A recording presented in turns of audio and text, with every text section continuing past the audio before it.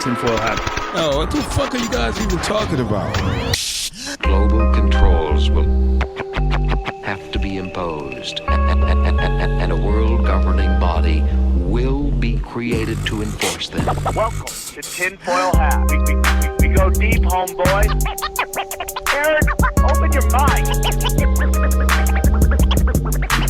Drink from the fountain of knowledge. There's lizard people everywhere. That's some interdimensional shit. Wake up, Aaron. This is only the beginning. Dude, you just blew my mind. Are you ready to get your mind blown? Good morning, Swarm, and welcome to Tinfoil Hat. You know I am. You know I'm here to rock. Great job. He's getting better and better at it. Please welcome the man, the myth, the illegal, Xavier Guerrero. I'm like in episode 400. I can't get any better. Yeah, you got to get better at it. You got to always be working better and on the ones and twos. Atlanta Brave, winner, chicken dinner, Jay Nice, Johnny Woodard. How are you, buddy? I'm good, man. Still Good doing show. victory laps? No, you know me. I don't brag a lot about that shit. I haven't been. Is your old lady still giving you world championship sex? She couldn't care less about the baseball. She literally couldn't care less about baseball. Really? Usually girlfriends start just rooting for the team because Oh, they're hell like, no. we're a team. She's still a Dodger fan. No. We're a team. But Did she grow well, up- she's a Dodger fan in the way women are Dodger fans, in that she can't name one fucking player on the damn team. Yeah. And she But you want a girlfriend who's just like, oh, yeah, No, what hell about no. Peru, No, blah, blah, no. blah. You're like, No, okay. hell no. No. Okay. But her mom would drive me crazy because her mom would come to visit like last year during the playoffs. Her mom Yeah. would never watch any games until the playoffs, and then she's like sitting in front of TV screaming like "fuck the Braves," and I'm like, okay, I'm gonna have to move out. Like, That's so when funny. Dana lets you in on Insider Baseball, you get so mad. You're like, I already Dana know. actually cares. She knows. Like, it's very weird. But she loves the Dodgers. She's like sad right now that the Dodgers aren't going. But anyways, this is not a sports podcast. This is a podcast that goes deep, deep, deep down the rabbit hole. Thank you for joining us. A lot of great things going on here at Tinfoil Hat. Listen, I want to talk about the Telegram. The Telegram account, it's killing it.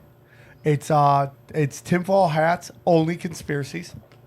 And we're up to 775, I think, or 755 subscribers joining us. I want to get up to 10,000, which would be a little crazy because Nice. it will go by. Listen, that's where all the danger gets posted right now. Enjoy it while you can. Yeah, until they come for that too. Till they come for that, so enjoy it while you can.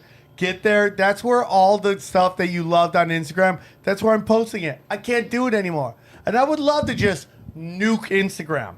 But one, where would I see my hot chicks, friends, okay? And two, I have to promote.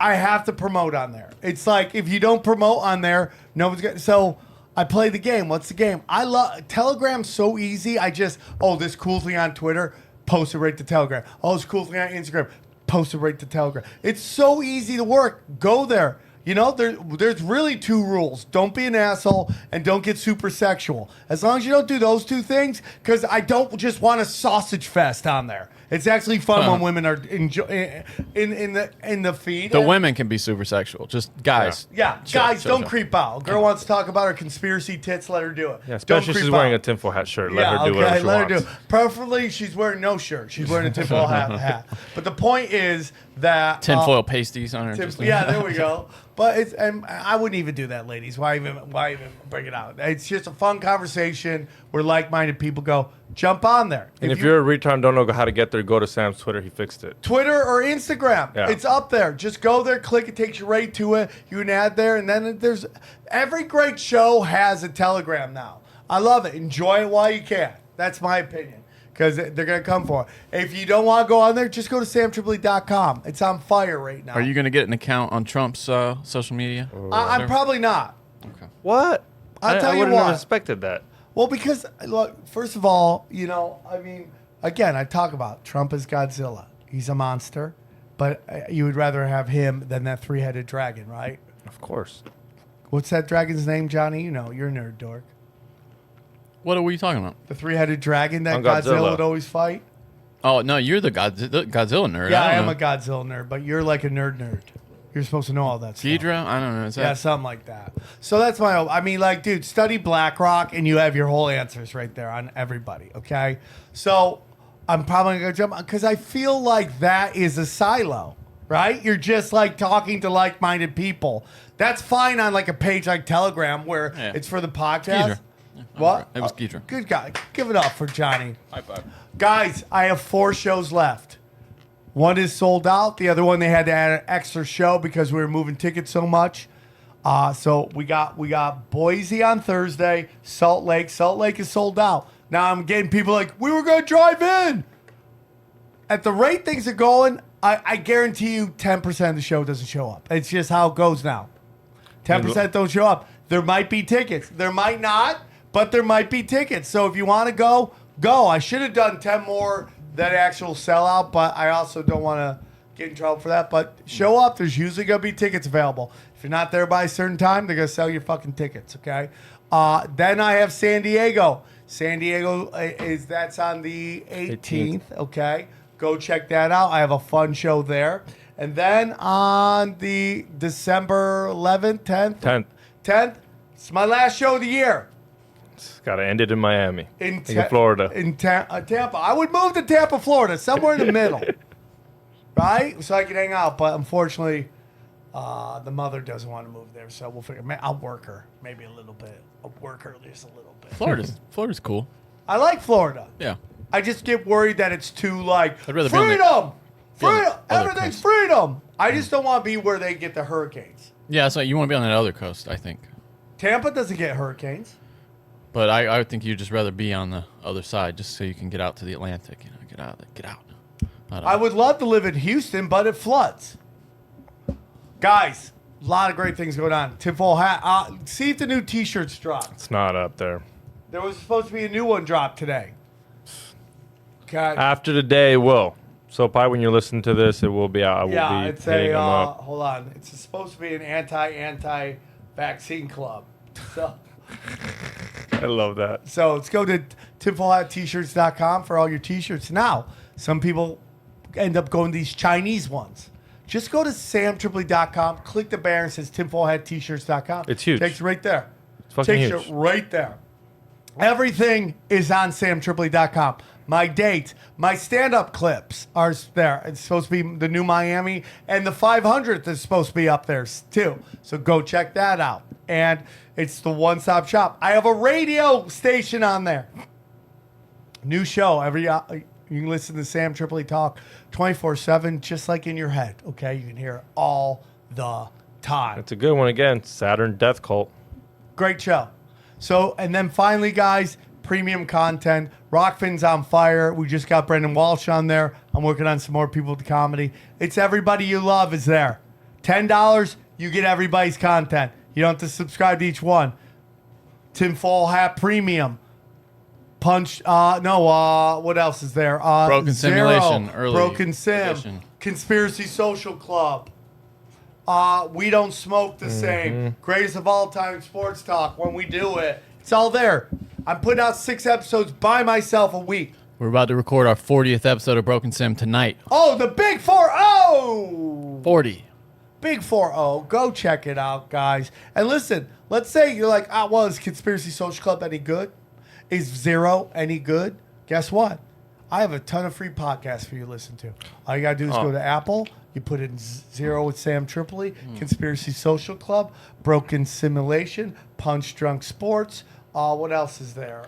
Tinfoil Hat. Dude, and besides that, if you want to know any fucking shit that's dropping, like how many videos on Travis Scott is there on fucking Rockfin? If you want to go deep down that rabbit hole, Yeah. It's everybody. Isaac Weissip, Yeah. Jay Dyer, Whitney Webb, The Last Vagabonds. And Rockfin has quality control too, so you know that. They don't just let Yeah. anybody on. you just can't make Exactly. an account. Like you personally can't go on there and be like, oh, can I just upload shit? No, Sam Tripoli, the director of comedy, has to let you in. I am powerful.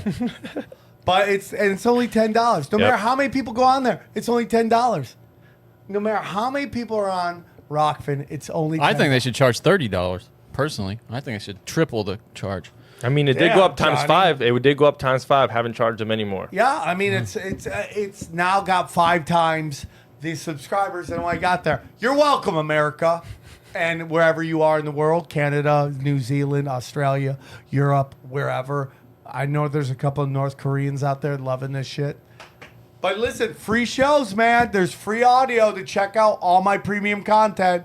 Zero, Broken Sim, Conspiracy Social Club, Punch Drunk Sports, Tinfoil Hat. Free.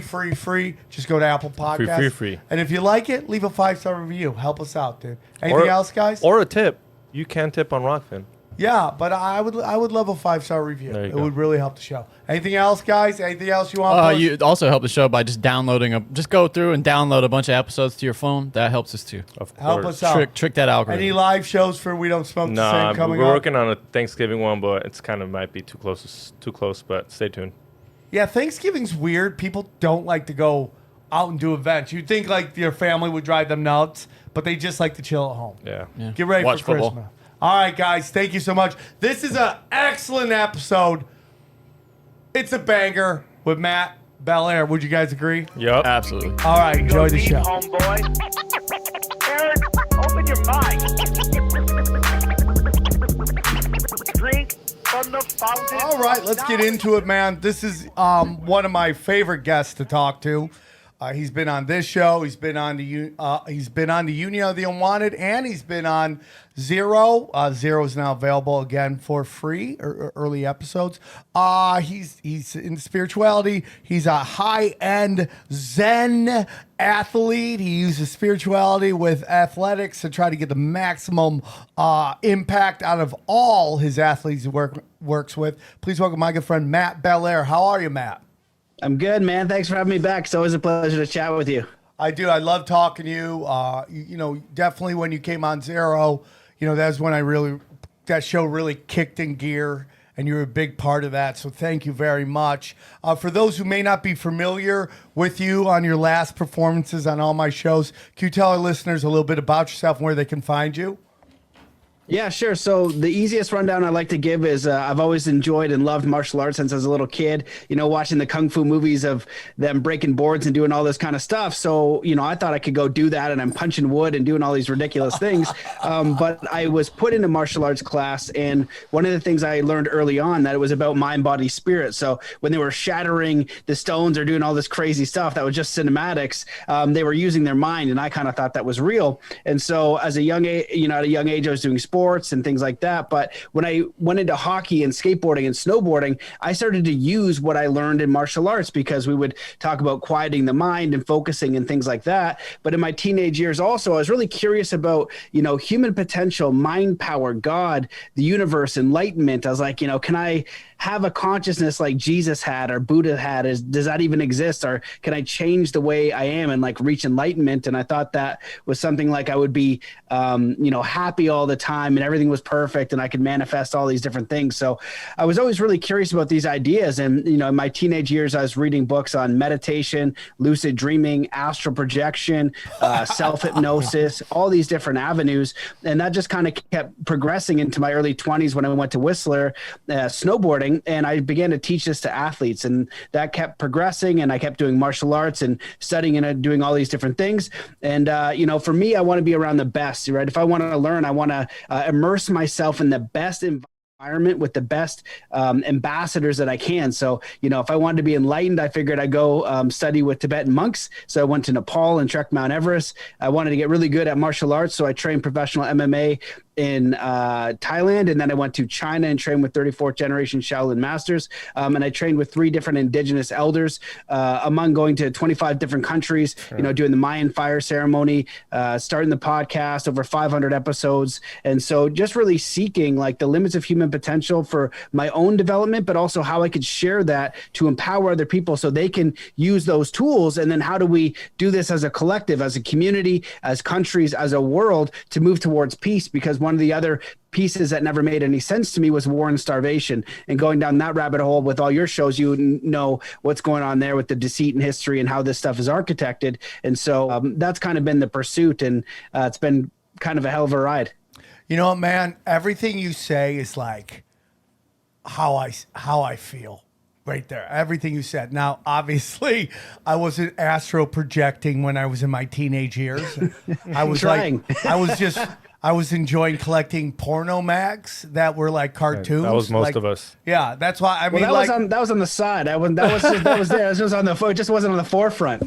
I think there's so much of what you're talking about. Like, and it's like, yeah, I love to talk lizard people, Black Cube of Saturn, the Fourth Industrial Revolution. I think that stuff is very important to talk about. And I know the listeners love to talk about. But I think it's also important, like, and why I start Zero, is to really go, okay, we're here in the middle of this shit. How do we deal with this shit? You can have all the knowledge in the world of what's going on. What does that do? Like, what do you do with that information? How do you not let it eat you alive? And it's real simple. I mean, it's like loose jacking 101. Like, that's what they're doing. And it's like, I could get real lost on Yemen, and what's going on in there is so beyond tragic. But if I lose myself in that, how am I helping Yemen?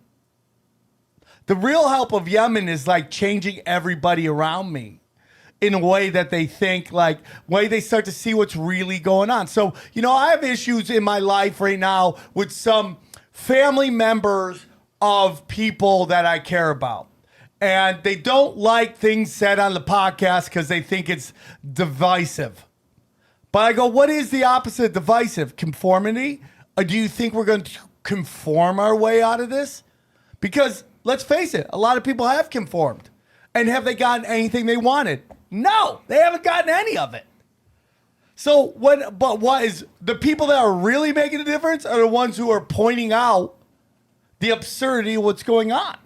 And that's and by doing that, you change people around you. So that is how you counter all this stuff that we're learning on Tinfoil Hat and on Matt's podcast.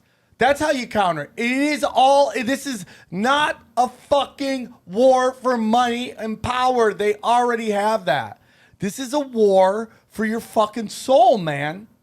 And if you don't approach it like that, you're gonna lose, man. Because you're gonna be banging your head against the wall. I can't tell you how many people start to come to grips with what they see is like, for a lack of a better word, Pizzagate, right? Because I could say it, we all know what I'm talking about. They discover this and they just want to scorch the earth. And then they come to this, you eventually get to a place where you're like, this thing is so big. How am I going to change this? Well, you change this by affecting those around you. That's how you do it. And I kind of got that from when I talked to Matt and other people on Zero. It is important that you understand how your mind is everything. Your mind is everything. And, when you talk about athletes too, Matt, it's like when you get into like the UFC and stuff like that, right? The difference between a champion and a guy who just can't get there is sometimes discipline and mental state of where they are. Do they really believe at that moment they could win? Do they really believe that? I mean, how many times you've seen guys, Johnny, kill it in college basketball, kill it in college football, and then they go to the next level and just things get a little rocky and they're gone because they've never had that in their life. And I think that's really, really important, man. So that's why I think these shows are some of the most important shows we do. And that's why I love having Matt on the show, because it's a psychological warfare, man. It really is. You're talking about everybody conforming, right? And everybody in the NBA did. And now with the whole boosters, you think that'll fucking start it up? Because now what? Are we going to get a booster every season? Now we're going to find out, man. Because that's when they should be like, nah, fuck this. All of a sudden, and it's only them, because in the MMA, are any of them getting fucking any shots? Nope, he's not enforcing it. Right? Yeah, he just said that he's not enforcing it. And for me, it's just like they're gonna fucking learn, man, that authority. The NBA learned in a weird way that the players run everything. The players more than any other league have been like, no, we run this shit. Well, because there's 5 of them on each team that are important. It's not like soccer or football. Honestly, there's 3. Yeah. There's 3 important ones, and the if rest. That many, yeah. Yeah, I mean, if you got a good team, and these guys know they run everything, and wherever they go, that team makes millions, if not billions, and they know that. And then they got pressed a little bit because they bought this narrative that them and corporations and the government were all on the same side. And so they did this. And now they're realizing more and more it's not on the same side. Hey guys, I want to tell you about our friends at Trade. That's right. drinktrade.com/tinfoil hat is where you can get the best coffee out there, dude. You guys love coffee? Stoked, love it. I go to bed thinking about drinking coffee in the morning. I drink coffee before I go to bed. I can't do Trade coffee because it's fucking kicks ass, and I'll be up for 3 days because it's the best coffee out there. I love coffee. You love coffee. I don't even know what I would do without my coffee. But Trade coffee guarantees you'll love your first match. Trade's goal, very simple, okay, is to make every cup of coffee your best ever, okay? The journey to your perfect cup starts with taking their quiz, okay? Yeah, you could use a fresh press, automatic drip, cold brew person. No problem. Your answers will allow Trade to pair you with the perfect coffee to fit your taste, man. It's just that simple. Trade will match you to coffees you'll love with 400 plus craft coffees. Come on, craft coffees. I'm all about that, dude. And it will send you the freshly roasted bag as often as you like. It's just that simple. So here's what they're doing dude, listen to me. Trade coffee. Bang. Bang. Look at me. I'm alive. I'm alive and ready to rock. I'm ready to fight lizard people. Dude, every day I go get Krav Maga. Guess what I do? Bang, Trade coffee. And guess what I do? Trade blows and fight lizard people. That's what I do. So here's what's going to happen. For our listeners, you the swarm, this is what we're going to do. Right now, Trade is offering you your first bag for free and $5 off your bundle at checkout, okay? To get yours, go to drinktrade.com/tinfoil and use the promo code tinfoil. Take the quiz to start your journey to the perfect cup. That's drinktrade.com/tinfoil. Promo code tinfoil for your first bag free and $5 off your bundle. Enjoy it.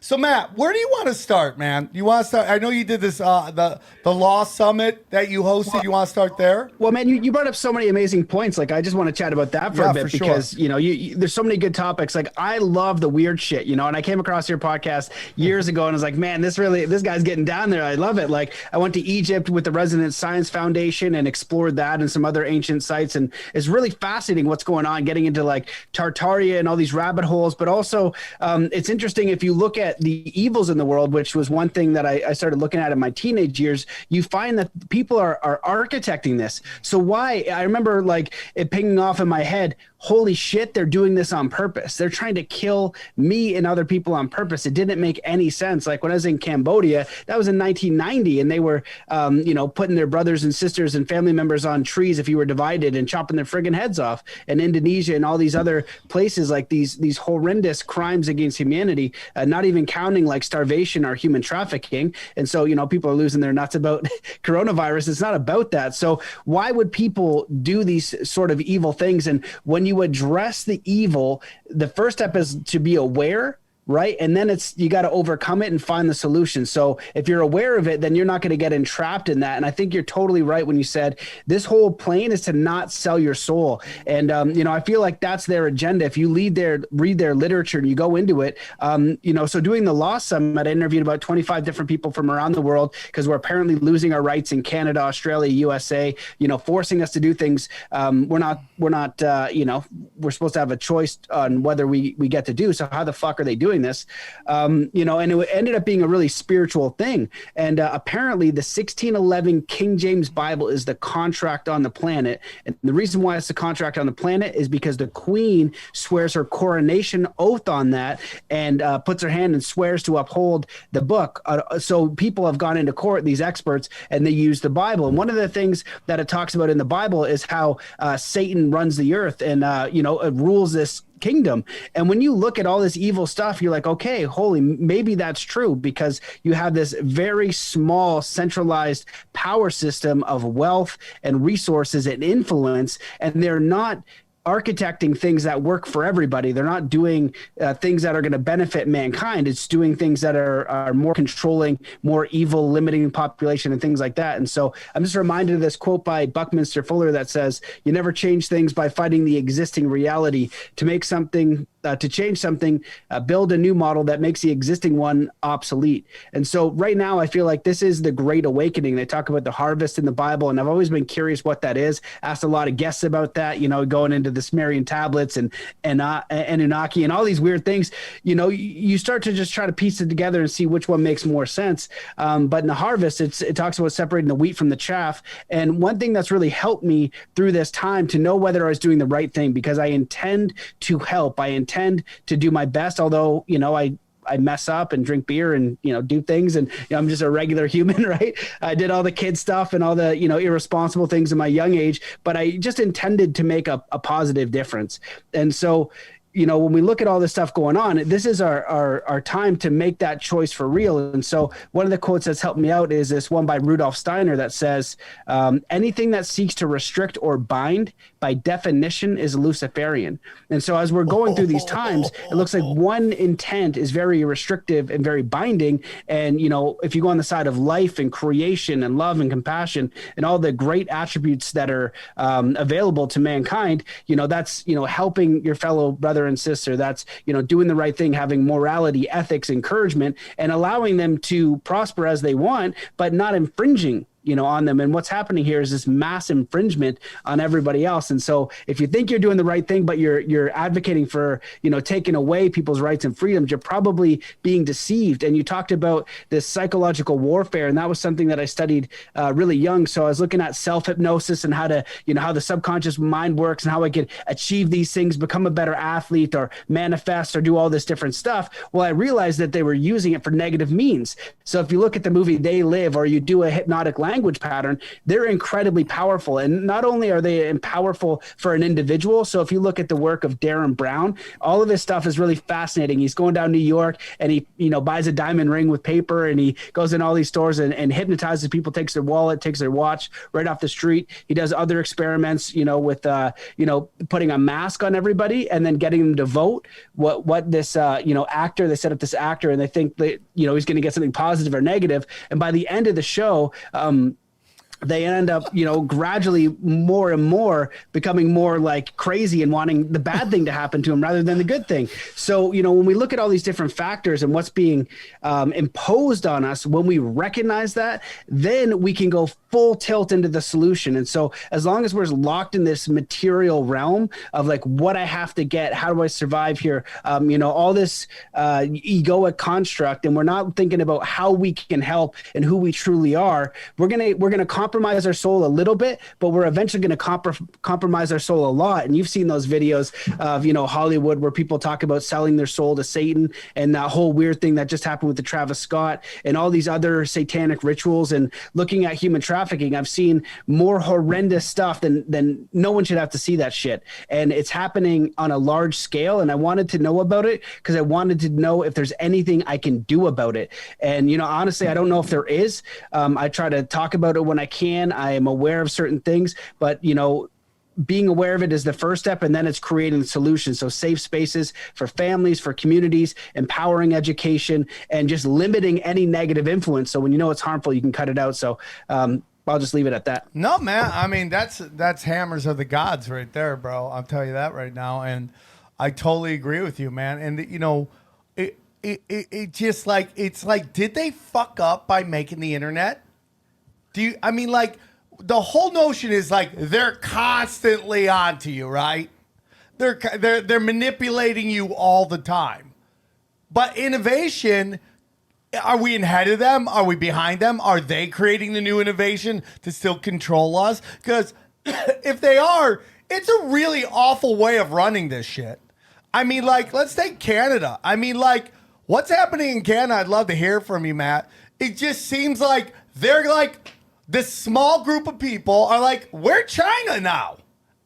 Like it or don't like it. And then you got people like you, and then I don't know what you think of Chris Sky. I love that guy. He's fucking huge with these giant choppers in his mouth, and he's just like, we beat them again. We beat them again. And I'm like, I can't retweet that dude enough, because I think what he's doing is very brave, and this is observation from the outside, very brave, man, and very dangerous. Because it's like what I talk about Joe Rogan. Like, everyone gives Joe shit. What Joe's doing is banging with the masters of mankind. He's banging with these extremely rich, old families, man, that are behind this whole movement to bring in the fourth industrial revolution. And you can say whatever you want. What he is a big part of, like, opening minds to, like, this doesn't make sense what they're doing. If they had your best interests at heart, would they be doing this? And the answer is no. And they all look bad. Brian Williams stepping down from MSNBC. Dude, they're losing left and right. I mean, dude, Rachel Maddow, if you watch Rachel Maddow, I don't know. I mean, I'll always love you. I just don't know if I could take anything you say serious. And I have people in my life who do that. And I'm like, I can't really talk to you. You refute, your ego is not your amigo. Right? So, I mean, that's kind of what's happening right now in Canada, right? This is this movement to communism. Oh, it's a fast track, and that's why, you know, you guys are so lucky in the United States, because you are so different between each state. Where Canada wide, right, we have, you know, our communist dictator, and then that's going to go basically countrywide. There's not a lot we can do about it. I can't go to Texas or to Florida or an open state or something like that. It's kind of blanketed everywhere. So we're definitely fast tracking that, and we have legislation for quarantine camps, and we have legislation for you know, this new health pass with your vaccine passport and your driver's license and all this crap. So that's all in existence. And so we need you guys to remain free, keep your guns just in case stuff goes south. You know, you can come help us out over here, because it's crazy. And if you think about it from this totalitarian, you know, one world order, well, you guys are the problem, right? You guys have the best army, so they're crippling that. And then you also have the Second Amendment. So it's a real pain in the ass if you want to take over that country, where everywhere else is a lot easier. So it seems like they're starting with these other countries like Australia. Then they usually come to Canada next. But you know, some of the positive notes. So of all the Law Summit people that I interviewed, right, they're all independent. They're not lawyers. They talk about the system, and it's essentially a Luciferian system. It's all deceit. Lucifer is allowed to deceive. And, you know, some people said they thought the Bible was an allegory. Other people thought Jesus existed. But one of the thoughts that I kind of came to was, if these Luciferians and Satanists believe so much that they will sacrifice people in large amounts, then maybe, you know, that gives a lot of weight that Jesus and God does exist. Because why would they be doing these satanic rituals on these certain dates, on these certain times, en masse? And so, you know, that kind of gave me a little bit of hope. And I interviewed Cal Washington, who's one of these highly regarded experts who, you know, ended up going to jail wrongfully, waited out 60 days to kind of like, I don't know a story. It's kind of like sue the Canadian government, or however the law stuff. It's all tricks and bullshit and deceit, but it's kind of like the Wizard of Oz, right? So he did all the right thing, and then the Canadian government owes him money and left him alone and all these different things. But what he talked about is that, you know, the Bible is what he uses as the contract. And so he goes, if you read that book, I said, Cal, are you optimistic about how things are going to be shaping out? He's like, well, if you read that book and you look at the missing books of the Bible, the Book of Enoch and things like that, it talks about Satan making a claim that he owns this place. So the firmament in which he is in, because he quoted these verses, and Cal's a lot better at it, but moving back and forth within the realms of the earth, the firmament, he can't get out. And he goes, that's where I was when they put me in prison. He's like, this is here so we can adjudicate the case. And also talked about going to another realm where there's these higher jurisdictions of the watchers and things like that. So they kind of make sure everything's fair and square. And so apparently this is a free will universe. And so they might, you know, we all know we're going to die, right? We know that our body is limited, but are we going to sell our soul? Right. And I think that that's a possibility here.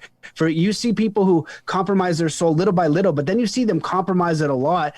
And you're like, how are you doing this thing, right? Like somebody who's evil thinks about how they can get everything from you, whether this is, you know, willful ignorance. And with what's going on now, I like how you break down, you know, you can break down words like it's ignorance. So if you have a better point of view and a better perspective that makes more sense, okay, we can talk about that. But if you're unwilling to hear new evidence and things that make so much more sense, and you're not accepting that because you need your world to stay the same, then, you know, you have some growing up to do. But we can't be bending any more to these people who just really want you to, bend the knee, have no idea what's going on, and are literally just going to do what the television tells them to do. So I think that at the end of the day, this is a spiritual battle, and all of us are going to have that leap of faith. And it's kind of like what I saw when I went to festivals, right? I went to Burning Man and Oregon Eclipse, and I did all these different things, and you'd see these spiritual people, right? And when I was training with the Native American elders,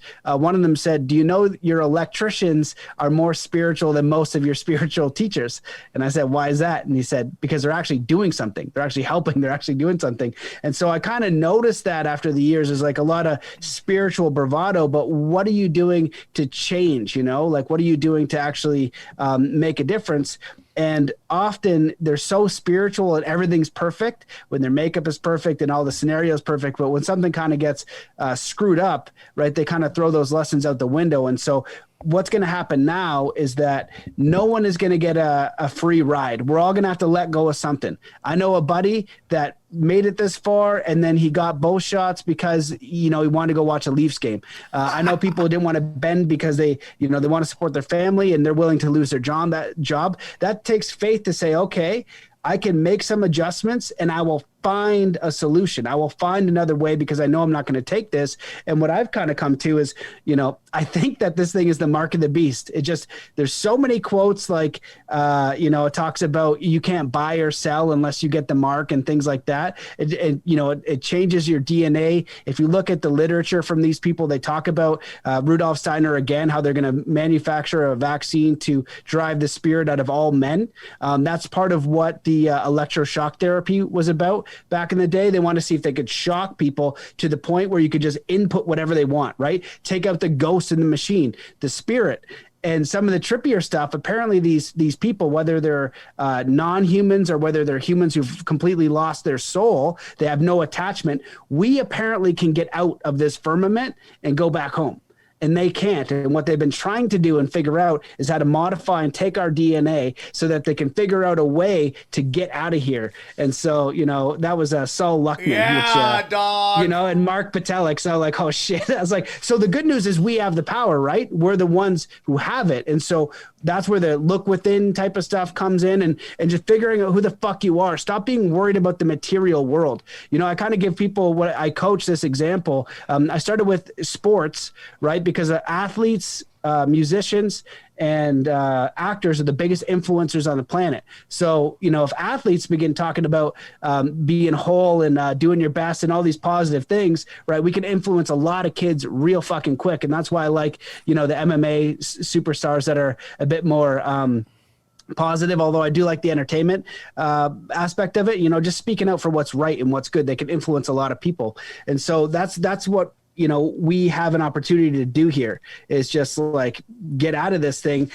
So what I was going to say was the thought experiment I would give them is say, okay, let's just say, right now you have everything in your world for 10 years. You have all the money you could imagine, all the materialism, everything you could do. You can fly around, private jets, all that kind of stuff. Now in 10 years, all of a sudden I show up and say, hey, I'm going to take your eyesight from you. Now, right now you can have the choice of keeping all this or I take your eyesight. Which one are you going to take? Are you going to go back to square one and live in an apartment, or do you want to keep all this materialism? And most people, well, everyone I've asked anyway, said, I'll take my eyesight. I'll figure it out. Right. Or I'll take being able to use my legs or things like that. So we have this ability and this opportunity to grow as souls, as spirits, as people. We want to build in this realm, but we're caught by like the bait, like we're fish in the water, looking at these shiny things that just distract us from who we are, rather than coming back in and saying, okay, I'm going to do this because I need money, but who am I at the end of the day? Like this one person, I was at the gym, they run this private hot rod shop, build the craziest cars, all this kind of stuff. He said, I was a mechanic and I just wanted to build this stuff. And now 20 years later, that's That's all he does is build the craziest cars ever. I was talking to another buddy of mine who's like, yeah, man, he wants to do the same thing. He's my age. And this was a couple years ago now. And he goes, I haven't done anything. I'm really proud of myself for a long time. This guy's amazing. He's one of my best friends, such a good dude. And I said, yo, what do you want to do? And he started to say that. And I said, well, just don't give it a 0. You have a job that provides for your family, but this other part of you that wants to grow, that's who you truly are, that's how you want to express here, don't give it a 0. And so I got one guy who's an older guy who's literally doing what my buddy could do, but he's not giving it any effort. He doesn't have to be all the effort. He's a responsible father, right? You got to make money, but it's giving it a hard 0, right? And then we start to feel, lost and like life is meaningless. And then we can be more manipulated when we're in lower states. And that's why they push fear like crazy. Guys, let me tell you about our good friends at Blue Chew. Blue Chew.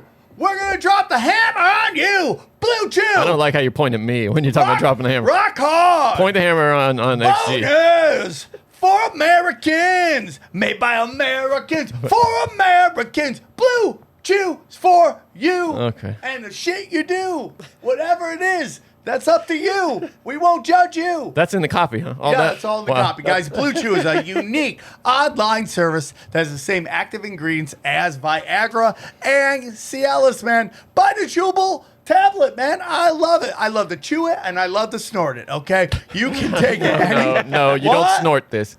This is not a snort. Don't snort it unless you're a veteran like me, but don't snort it. Do not snort. Do not snort it, okay? Okay. Okay, you take it anytime, day or night, so you can plan ahead and be ready whenever the opportunity arises. I like to play boner chicken with my friends, okay? We'll take it and we see who has the more awkward boner at the more awkward time. You're at church, boner! Okay, that's how it goes. Yeah. Never drink anything before you take a flight with Sam Tripoli. Yeah, Boner City. The process is simple. Sign up to BlueChew.com, consult with one of their licensed medical providers, and once you're approved, you receive your prescription within days. It's just that simple. The best part, it's all done online. No visits to the doctor's office, no awkward conversations, no waiting in lines at the pharmacy, huh? It's garbage. Waiting in line, right? You see a hottie, and she's like, what are you here for? I'm like, oh, I got Blue Chew. You can't get boners? I can get boners now thanks to Blue Chew, dude. Blue Chew tablets are made in USA, okay, and prepared and shipped directly to your door in a discreet package. Mine comes with fireworks, okay? That's how amazing it is. All right, so it's real simple. This is what we need you to do. We got a special offer, special deal for our listeners, all right? Try Blue Chew free when you use our promo code TINFOIL at checkout, and it's just pay $5 in shipping. That's it. Try BlueChew.com, promo code TINFOIL to receive your first month free. Visit BlueChew.com for more details, important safety information, and we thank Blue Chew for sponsoring the podcast. Thank you, Blue Chew. Blue Chew, we're dropping hammer on you. First of all, Matt, tell them what your podcast is, because they need to be able to find you. What's the name of your podcast? Oh yeah, it's Mastermind, Body, and Spirit. And, yo, didn't you not get censored? Like, how the fuck are you on Instagram and everywhere else? And they just like hammering me. I was like, no, dude, I'm hammered. Listen, man, I'm telling you, bro. The Instagram you see right now, Ghost of Tripoli, that is one I took over. It's like his 8th account. Yeah, they just keep banging me, dog. Okay, good. Yeah, Whack-a-mole. I was sharing your posts. I love your posts. They're so funny. Well, I'm on. I tell everybody, like, Telegram is fire right now. It is fucking fire. That's where I you follow gotta go, your Telegram. Yeah. It's fire, dude. And like, Telegram is so smart, dude. It makes it so easy to share. So I'm on Twitter, I'm on Instagram. I just share, bang, everything that I want to share on Instagram, and I can't anymore because I need Instagram to promote. I just need it to promote. Just like I need YouTube to promote. So I know how to play this game, dude. Your last post, 250 likes. I mean, dude, I was getting like 7,000 likes. I'm down to 200 likes. And they haven't given me anything because I think Rogan started talking about them doing it. So they're kind of like, okay. Yeah, he straight set up your name. It was nice. Yeah. I mean, like, so he does it. But, Matt, what you're talking about is like, so I do descriptions on the show. And I say, okay, this is a banger. That's a banger. I'm very, very fucking, I don't want to say everything's a banger because then it dilutes the term. And I wonder if some people get upset if they look at their episode and I don't say it's a banger. because it's and I'll tell you what the banger is.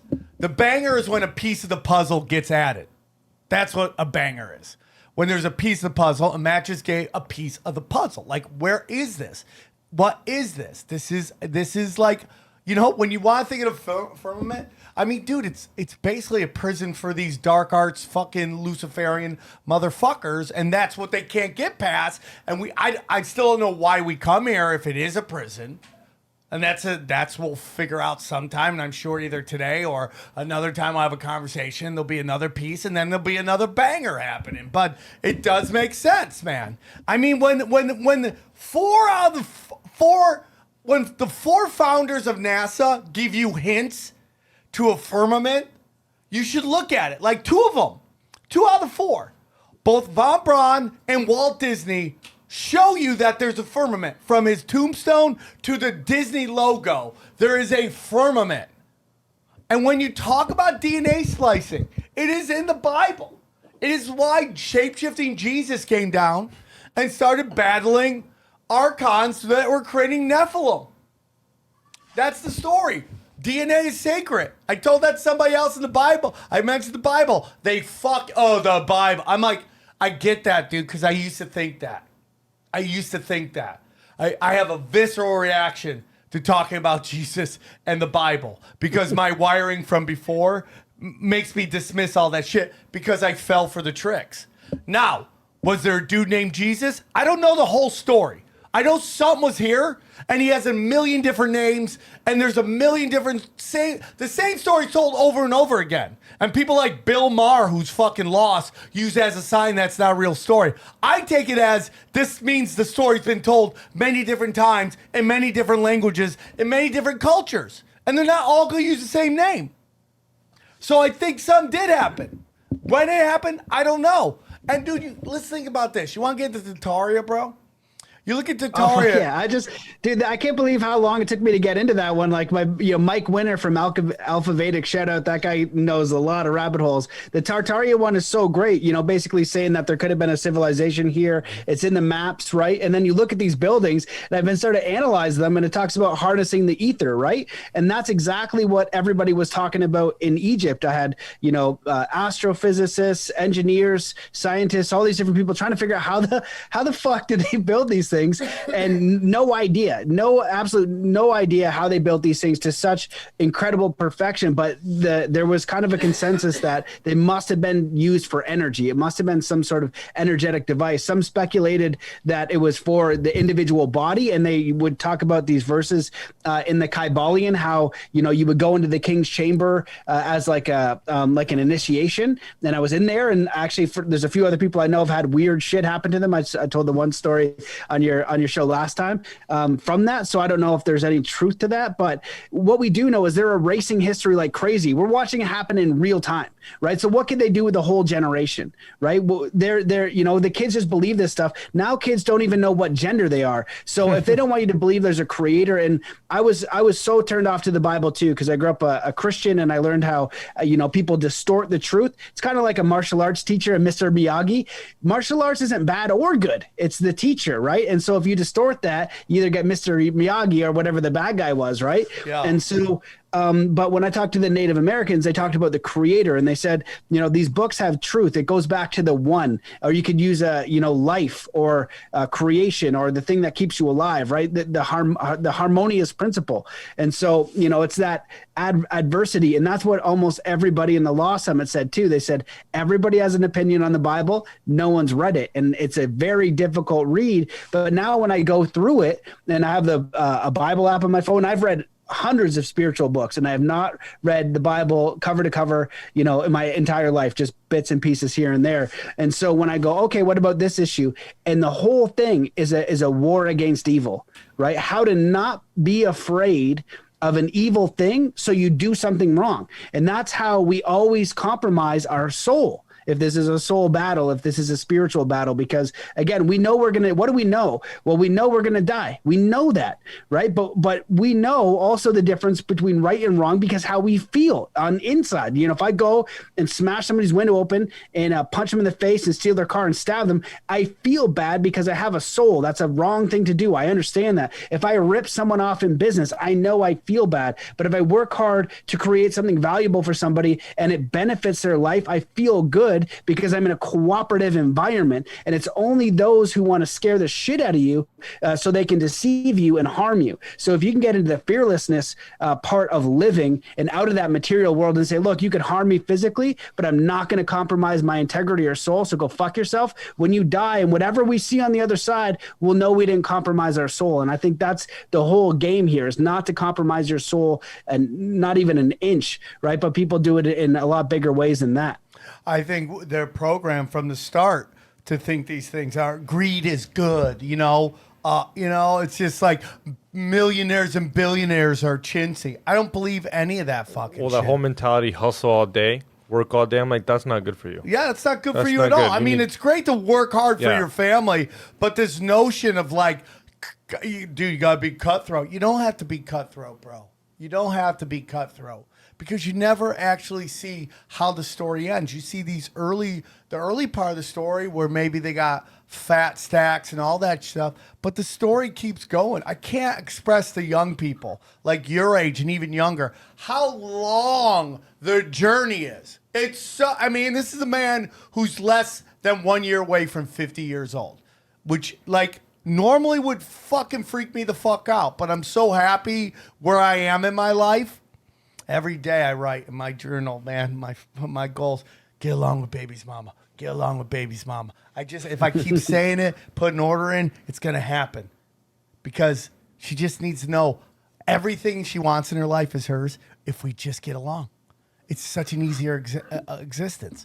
But it's like, all And these at least there's one that wants to work on it, because usually it's two of them that hate each other, where neither of them want to work on it, where it's fuck you mentality. When they get the child, they're like, hey, fuck him. Yeah. And she gets the child, it's fuck him. At Yeah. least it's like, hey, I'm trying to But keep it's coming. it cool. It's Yeah, coming.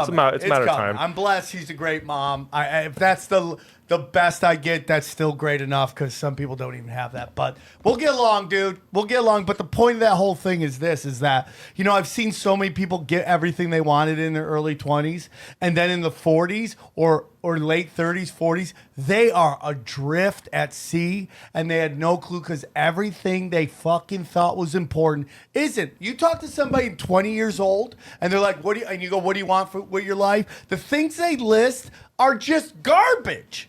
And then you talk about the 40s, it's everything else. I used to laugh at these pro athletes who were just had chicks everywhere. And and then all of a sudden their career starts to wane and suddenly they find Jesus. And I'm like, yeah, it's because you can't, but you're not in the limelight anywhere. And then as I got older, and this kind of happened to me, I kind of realized that they realize all that stuff is useless. And what they're finding right now is spirituality, love, family is really when you have everything, that is the most important thing. Everything else can go away. When you list all the stuff that you want, when I list what I'm thankful in my life, it goes in this order: God, sobriety, children. Because if I don't have the first two, I don't have the third. I'll lose the third. I'll lose the fucking third. I have to have God. That's the only way I can stay sober. And if I stay sober, I get to participate in my children's life. That's how it works, right? So when we go back to the Bible and we read all these crazy things in the Bible about I used to be like, oh, that's just a metaphor. That's just a fable. But if we start looking at Tartaria, right, and all this incredible technology they have, what makes you think there wasn't a thing that they could fucking split water in half and walk through? I don't have the answers to this.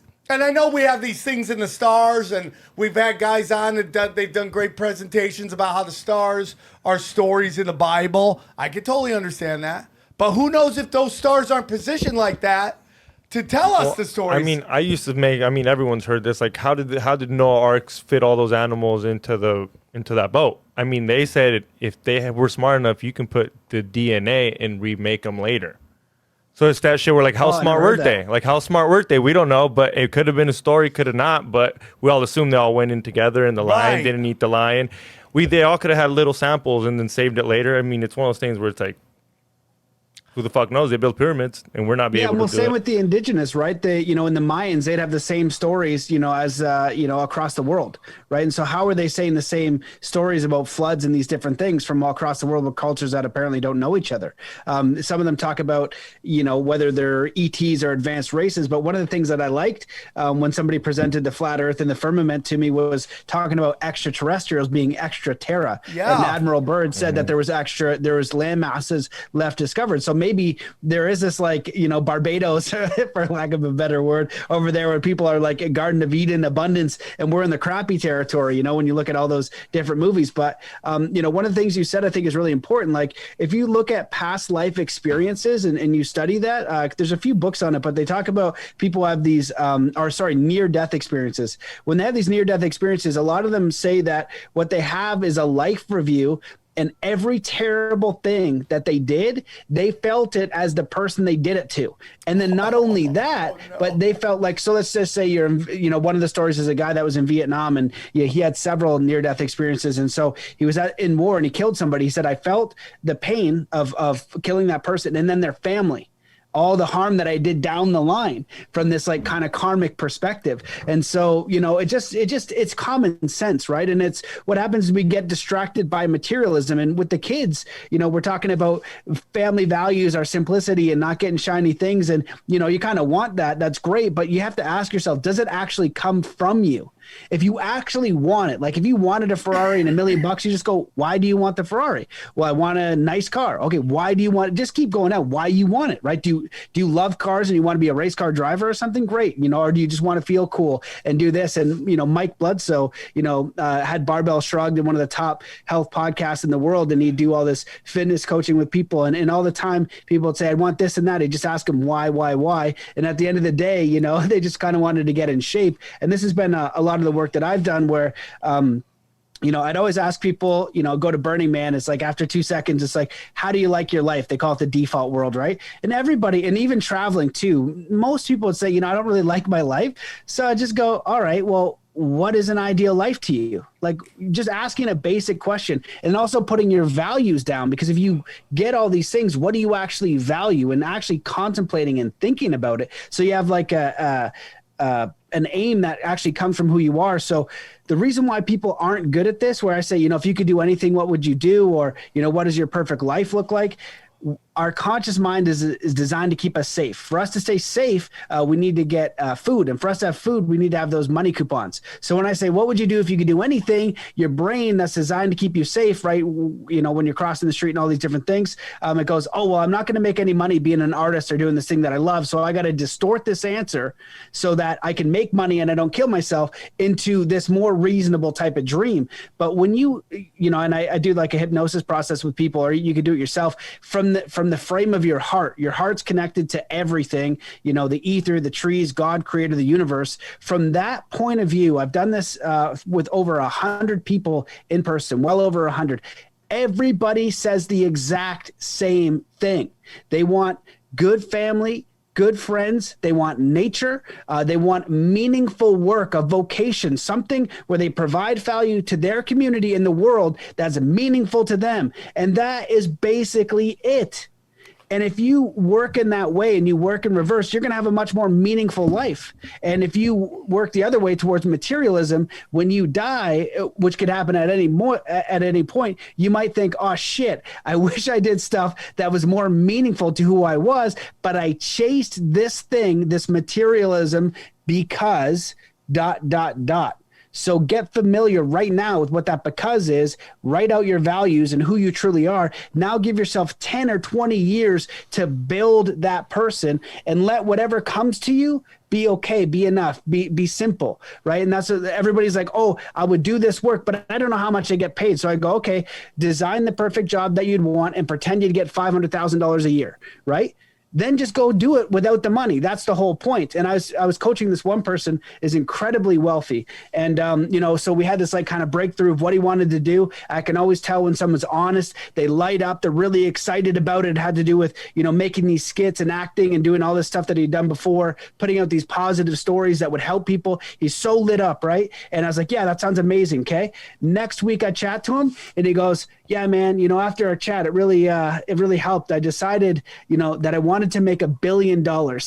And he goes, and he was serious. He goes, it's not that I want the money. It's so I could do so much good for it. So he wasn't going to go pursue the thing that he knew who he was, what he wanted to do, what was most meaningful. Because not only was it being a multimillionaire not enough, he had to now be a billionaire. Now, once he gets that billionaires, then he can go. So this disease of materialism and money can affect you from $0 to unlimited. Well, in the great philosopher's words, Biggie Smalls, more money, more problems. And I totally agree with that. And it's just like the money, I believe the money will come because of positive energy. And, you brought up something really good and really important. And for me, man. If you build it, they will come, right? Well, exactly. It's also that like these, I had this discussion on my Rockfin account and it was on Zero and it was about how life, like crypto markets and stock markets are EKGs, dude. They go up and down. It's a heartbeat. And I was trying to tell my friend about this because he's going through some stuff right now. It's just like these down moments are just as important in your life as these up moments. And like when you're low, what is the universe? Everything is the universe telling you something. What is it telling you? Why are you here? I in my life, I applied this. Why I was feeling depressed. I broke it down. On weekends, I'm on the road where I eat like shit and I drink Red Bulls. That week after, I'm depressed as fuck. Chemically, I'm depressed.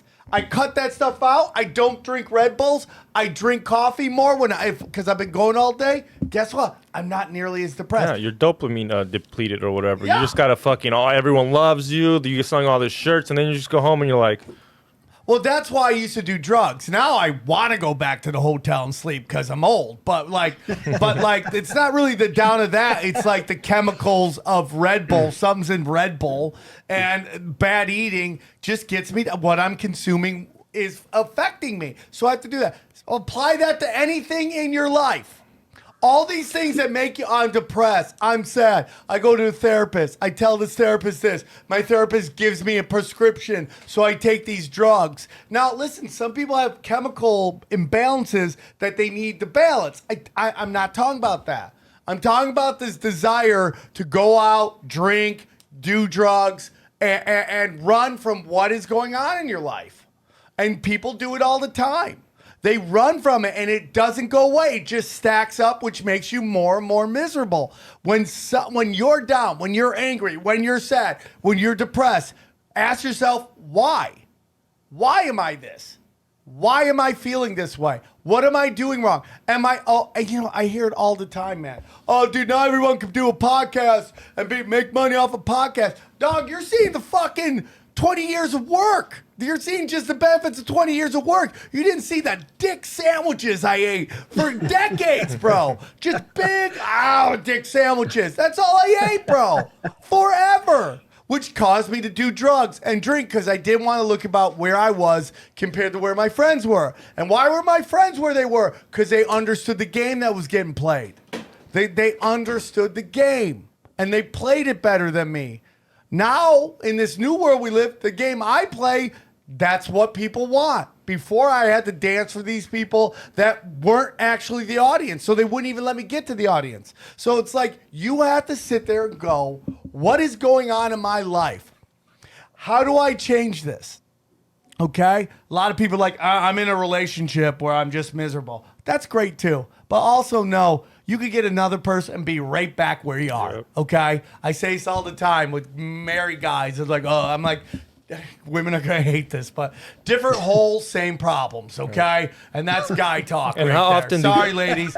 Different dick, same problem. There we are, okay? It's the same both sides. You can keep swapping out people, but you're still you. You keep moving to different cities. In recovery, it's called a geographic. You're moving to different cities. You're bringing the same person to the city. Yeah.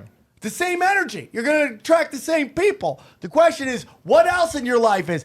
Are you working a job you're miserable about? If you're miserable, do what Matt said. Start this side gig. That's what immigrant mentality is about. That's what your parents and your grandparents did. They worked fucking 50 jobs until one of them paid off right. And guess what? They were comfortable with being uncomfortable. And also, don't look at it like a job. It's a hobby. It started like kind of like a hobby, and if you like it, then keep going. Because if instantly you start a podcast, you're like, this is my job, and you make no money, you're like, oh, this job isn't working out. That's not how that works. You have to love it for it to come to, and then money will come. Somebody said this to me, oh, you got to see your kids today? I go, I don't got to see my kids. I get to see my kids today. That's the beauty of it. I get to see them today. Do you understand, like, the difference? Well, that's way better. I remember, like, I had my daughter, and one of my buddies is, like, 6 months old. He's like, hey, buddy, what are you doing? I was like, oh, I'm just babysitting my daughter. He goes, it's not babysitting when it's your own, you idiot. And I was like, oh, yeah, I'm still doing this. I don't know what the hell I'm doing. Yeah, man, but, you know, what you're talking about here is, like, the least sexy thing in the world is accountability, right? Accountability for self. And so many people talk about, like, being an awakened person, not the woke bullshit, but like, what is an awakened person? And I've actually witnessed 1 or 2 awakenings in my life. Like, it's like this massive epiphany, and you can have those massive epiphanies with plant medicine, like ayahuasca or whatever. That's not the challenging part. The challenging part is then walking it and doing all that stuff. Like, you know, I say, okay, spiritually, if you're 350 pounds and overweight and have this terrible diet, you might know the road that you need to walk, but can you start doing it? And so, you know, the first thing is having accountability for every single thing that you have in your life. You know, whatever circumstance you're in, you just take 100% accountability, because if you don't, you're a victim. Even if you had something horrible happen and, you know, you're in a wheelchair or something terrible happened, or, you know, a partner did something, is like, okay, what was my part in this? How am I going to respond and take accountability for where I am and respond to what this is? And then it's this other switch of, you know, everyone's like, what can I get? Oh yeah, I'd start a podcast, but what can I get? Oh, I'd follow my dreams, but you know, how much money am I going to get? Am I going to be in a Mercedes, or what I'm going to do? You switch that to what can I give? If you do those 2 things, you will be living your life so differently. And then there's another, you know, really important, just like tactical piece. It's like what I teach the people that I work is like, pray for the gap. So learn how to communicate with the universe, whatever that means for you. I think you're going to be in a lot more powerful position if you have a creator, a God, a higher power, the universe, life, something cooperative. And just, if you don't believe in any of that shit, take some time and go into nature. You know, I remember leaving Whistler and, you know, in the Jesus in the Essenes, apparently that was, you know, and I've looked at all this different stuff. So I'm recently back to the Bible. I avoided it forever. Read Autobiography of a Yogi, the Bhagavad Gita, you know, all these Vedas, all these different things, but now kind of coming back to this. But in Jesus in the Essenes, it says there's 4 ways to know God. Meditation, basically looking within, a good proper teacher, study of, you know, the proper materials, and staying in nature. And I had one buddy I hadn't seen in 2 years, and he's like, you know, probably the least spiritual guy of the group, right? Just very crass and, you know, all this different kind of stuff, saying inappropriate jokes here and there. And I hadn't seen him for 2 years, and we're talking about all these big level topics, and there's very few people I can talk to about this stuff, you know, in my life. And I was like, yo, man, like, how have you come to know all this stuff? And he goes, dude, all I do is I take my snowmobile and I go out into the mountains and I sit there. I'm in nature all day, every day. And he like cracked the code. And, you know, look at these cities and how disconnected we are from a natural way of living. Like, people are worried about a food shortage. And I remember meditating on that, because I was, and I thought about how fucking absurd that is. I am a human being, and all I need to know is how to get clean food, clean water, and feed myself and clothe myself and like shelter. And I can't do any of those things. I'm so dependent on the grocery store, and I'm so disconnected with life and how that works. So I need to educate myself and kind of just understand these basic things of being human. It's so crazy. So, you know, when we can be accountable, when we figure out what can I give, and then pray for the gap. So it's just like, you know, Creator, I don't know where I'm going. Please start guiding me. Or, hey, you know, I know that I want to start earning money for my podcast, or these 5 things. I love health. I love helping people. I love these 4 topics. Please show me a way where I can start making money. So maybe you just start at a gym, right? And from the gym, you get to the next step and the next step and the next step. So you work your way up, and you have to friggin' earn it, right? Anything I'm going to do now in my life, if I really want it, it's a 10-year window. That's how long shit takes. You know, a lot of stuff, if you want to write a book or whatever, it might be a bit quicker, but anything that's worthwhile, it might take me 10 or 20 years, but that's how we leave a legacy. That's how we do something extraordinary, because we keep consistently doing something that's so inspiring. We're not going to get off track. If you're doing it for money or materialism or something that doesn't come from you, the first road bump, you're going to be off the track and back to whatever. So you got to really figure out who you are. You know, it's like you say 10 years. I know some people are like, oh, 10 years. I'm like, you have zero clue how quickly that will go. You have zero clue. I remember being a young comic, Paul Mooney pulling a bunch of us aside, and he's like, "These are your favorite years. These are your favorite years when you're just doing it because you love it."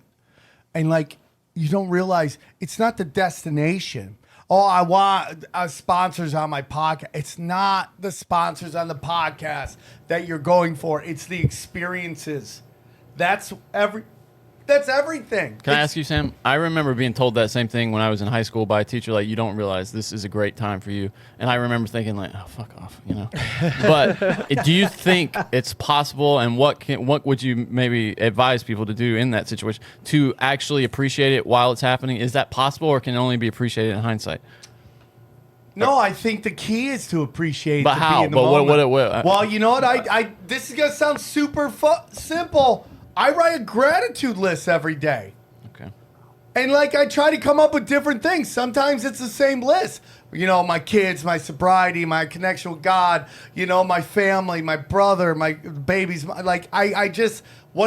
dogs. My dog can't stop pissing on my freaking bed, you know, but I still love them. And it's just like, you know, that's how you do, because what you're doing is reprogramming your head. You know, it's like, do you guys watch the news anymore? No, I watch clips on YouTube. Yeah, clips sometimes. on YouTube, exactly. That's it. But really, I don't know the last time I tuned in. Well, I do it for educational, like to see what kind of nonsense saying. is being dispensed. If you send me some, or you send me some, I have certain people, if they send me some, I'll watch it. Outside of that, I don't give a fuck, okay? Because unless it's right in front of me, that's what I deal with. That's how I live my life right now. I would love to help everybody on the planet, but if I do that, I'm going to lose myself, and I'm going to lose my loosh. What I do is, the best thing I do is like, hey man, there's a homeless guy right there. I could save Yemen and spend my whole life doing GoFundMes and change.orgs until I'm blue in the face, or I could do what Matt Belair told me to do, which was give these guys a couple bucks, ask them what their name is, and then I tell them nobody's coming to save you. And I do it all the time. And it used to be $5. Now it's a little bit more. I've seen it. Because I'm just like, the feeling I get doing it is worth way more than the money that I give out. You want to know how I think you could see it? How like you can enjoy the up and coming years? Is if you know you're one day going to be there. Like, if you know one day you're going to be on Netflix special, enjoy the open mics. Yeah, like, but enjoy where is that. There? And I well, tell whatever you, once you're you there get is. there, you're going to be like, Right. I wish I was over there. It's hard, man. Okay, see, this is how I explain it. Like, we just did that We Don't Smoke the Same show, sold 40 tickets. I was stoked, and I'm enjoying it right now because I'm like, one day, it's going to be like Sam Tripoli, like how we do Tinfoil, and you don't get to talk to everybody. So right now, I'm like enjoying how it's just 40 people. It's small because now I can, like, I've been here. Those are the OGs. Those people buy tickets. Those people are homies, and those people will be like at the 500 show. Be like, do you remember we were at that small 40? And I'm like, dude, damn. That's when you can remember and enjoy those little, like right now, enjoy it. Don't only remember the good moments, remember where you got your dick kicked in moments too. Because you know what that does? That lets you know your shit don't stink.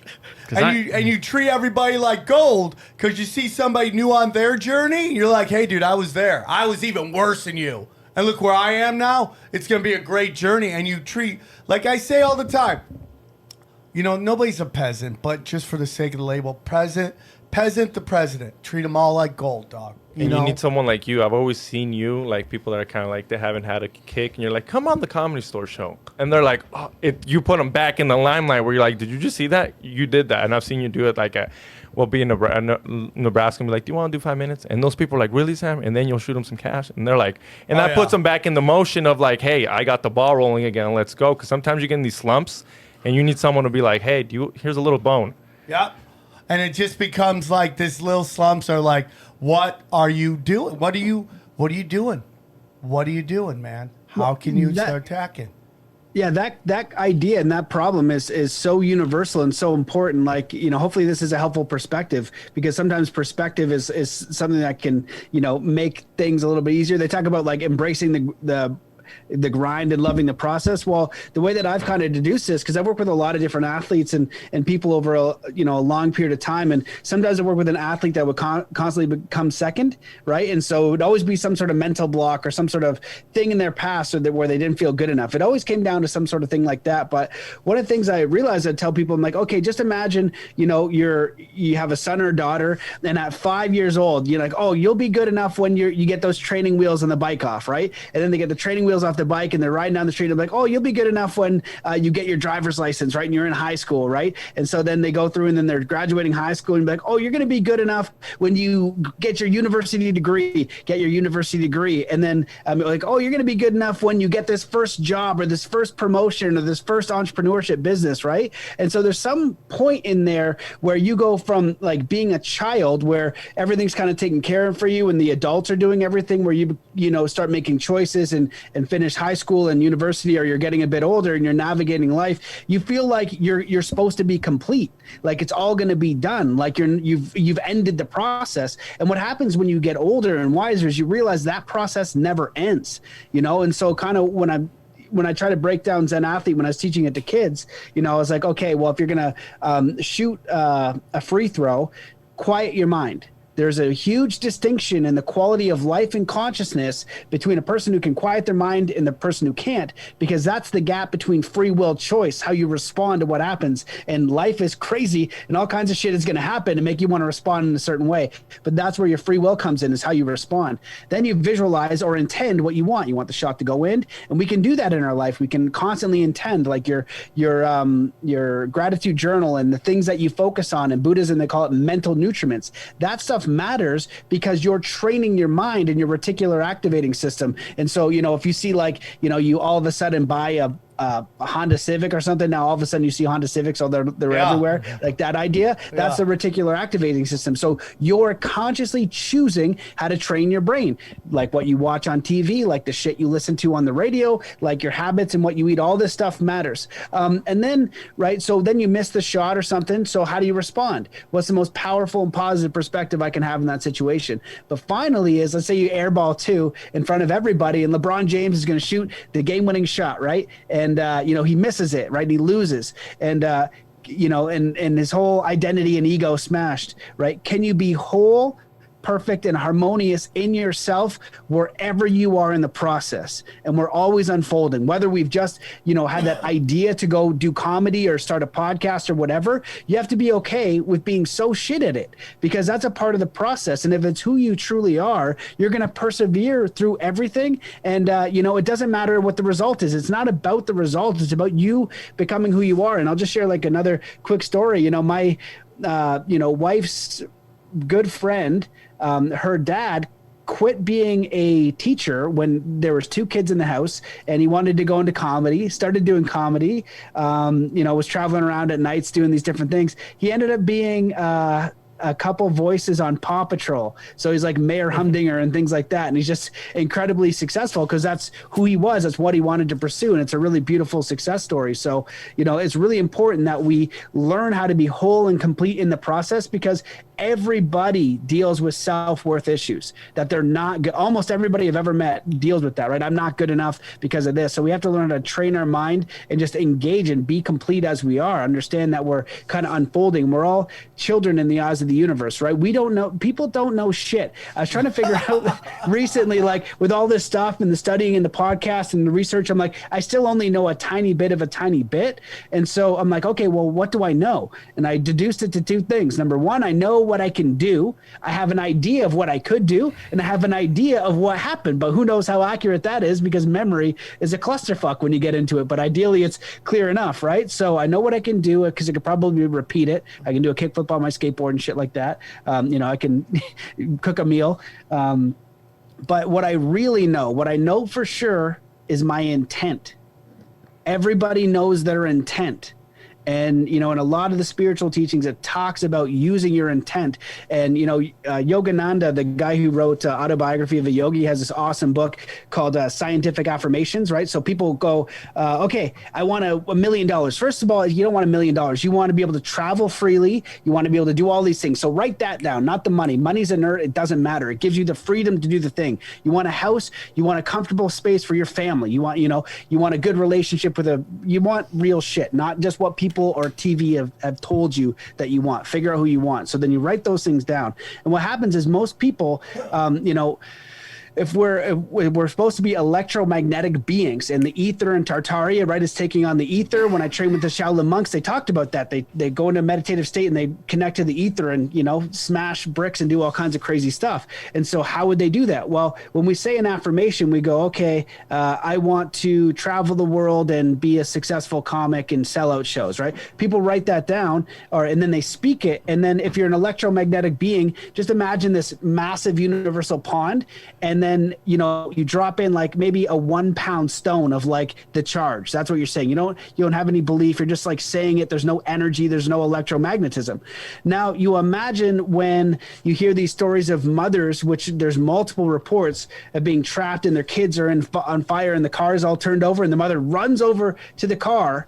She doesn't think about anything at all other than that mother effing car is getting up. That car is moving. So she uses every ounce of who she is or whatever, and then moves the damn car.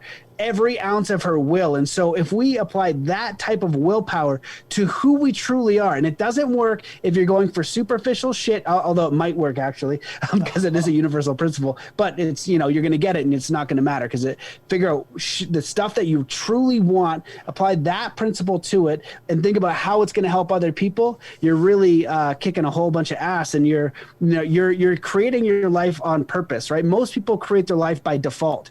They get these ideas and these flashy things, right? Like Jim Carrey said, I wish everybody could be rich and famous, so they know that's not the answer, right? There's a lot of people have these issues. So, just because you get the materialism, it's not complete fulfillment. So they're following the schools of fish. They're not thinking about who they are, what they want to do. But all of a sudden, when you start figuring out what your values are, what's important to you, how you want to grow, if you get infinite PhDs in subjects, if you could experience certain things in this world that are so meaningful, if you could create stuff, right? If you could master these different things, what are they? You start now creating your life on purpose. And 95% of people probably do not create their life on purpose. And if you do it, it's challenging. You don't know what the time is. You don't know when you're going to receive. You don't know what you're going to receive or how much, but you know that you're on the path that you were made to do because you're the one creating it. And that's what I think life, the universe, creator, God has endowed us with, is that ability to have that free will. And, on the side note of the Luciferian stuff, I think that they have to tell you what they're going to do with predictive programming. So it's all out in the open. It's not hard to find. Sigil magic. Right? So they have their own, processes that they follow. So we can follow the ideal life affirming, right? It's almost like death versus life, right? Like entropy versus negentropy, right? It's like life affirming, giving, right? So I totally agree. And all this shit you're seeing on the news is jacking your loosh. It's just jacking your loosh. Take everything you've heard from Matt today, or you've heard us say, and apply it to your life, and then figure out, where does January 6th fall into that? Where does coronavirus fall into that? Where does supply chains fall into that? And the answer is it doesn't. That's all loosh jacking. It's all trying to steal your loosh and your energy and your attention. And that's what it is, man. And that there is light. And when you go into the light and you spread love, you put out love, your world changes. Like I had told you, now that you mentioned that, I think that was what that thing on CNN was, when the fucking Sesame Street on there, loose jacking, just to piss us off. Because what kids are watching that shit? Nothing. It's but just now to piss people off see kids me and doing you. I'm like, that. hey Sam, did you see what's on fucking? And and then Big you're Bird, mad, and man. now I'm mad, and the kids don't even give a fuck about that. That's what I think this trial is with this kid. With, shooting. I think Kyle they're Rittenhouse? that's loose jacking as well. That kid's really going through Hey, it. did you see what but happened? The promotion Oh yeah, they of don't it- care about that. Did you They see don't the care about the stringing FBI somebody. has surveillance from drones, so they know exactly what happened. They were holding it off on everybody and letting them fight, and whoop-de-whoop when they couldn't came in, hey, we have this thing of this is exactly what happened. Of course. And you don't think they have one of fucking I January mean, 6th? the FBI, does anyone trust the FBI? Yeah. And listen, all this anti-FBI shit makes me think the CIA's behind it because they want us not to trust the FBI. And they got these. So I've been hearing stories about how the CIA is infiltrating the FBI because technically the CIA is not allowed to operate in the United States. So you see these double agents. And I think that these bad elements in the FBI are the CIA people doing this to destroy the integrity and the brand of the FBI. So you That's think? my So opinion. you maybe think the people that were trying to kidnap the governor was mostly CIA?